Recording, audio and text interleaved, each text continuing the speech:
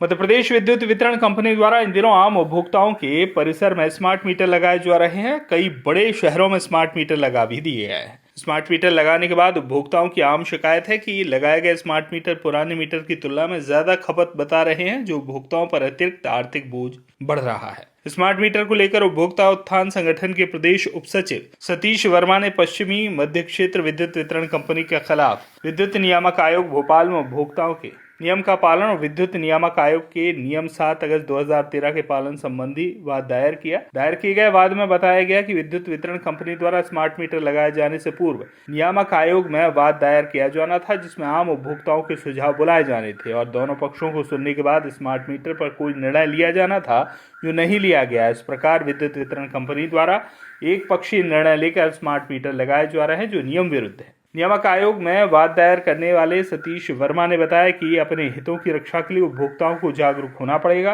यदि उपभोक्ता के घर में स्मार्ट मीटर लगाया गया है और यदि वह सामान्य मीटर से अधिक खपत बता रहा है, तो उसके खिलाफ उपभोक्ता को उपभोक्ता फोरम की शरण में जाना चाहिए या न्यायालय की शरण में जाकर न्याय प्राप्त करना चाहिए, तभी आम उपभोक्ताओं को राहत मिल सकती है। स्मार्ट मीटर को लेकर आपके द्वारा कोई कार्रवाई की गई है? मेरे द्वारा स्मार्ट मीटरों को लेकर के अनेक शिकायतें आ रही थी, तो उसके आधार पर मैंने विद्युत नियामक आयोग में वाद दायर कर दिया है।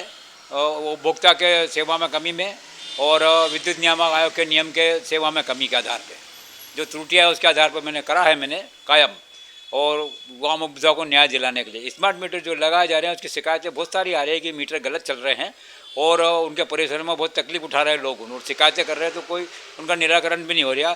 जबकि होना ये चाहिए था कि जब भी स्मार्ट मीटर लगाने के पहले कोई काम करना था, इनको विद्युत नियामक आयोग में पहले वाद दायर करना था।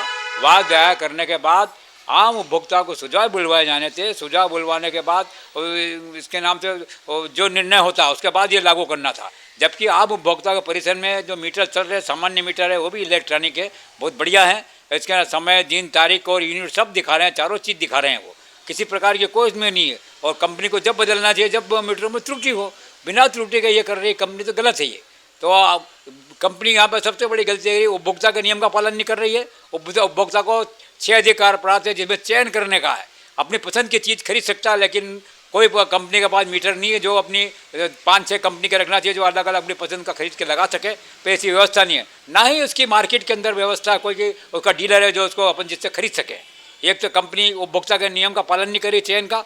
दूसरा, विद्युत नियामक आयोग ने 7 अगस्त 2013 को नियम पास किया है, उसमें धारा 8-15 में उच्च दाब वाले मीटर 1 वर्ष में और निम्न दाब वाले 5 वर्ष में सत्यापन का प्रावधान रखा है। पर बिजली कंपनी आज तक किसी उपभोक्ता के घर के ऊपर नहीं गई जांच करने कि मीटर सही है या गलत है, ना ही किसी प्रकार का कोई प्रमाण पत्र दिया है। उपभोक्ता वहाँ भी ठगा रहा है।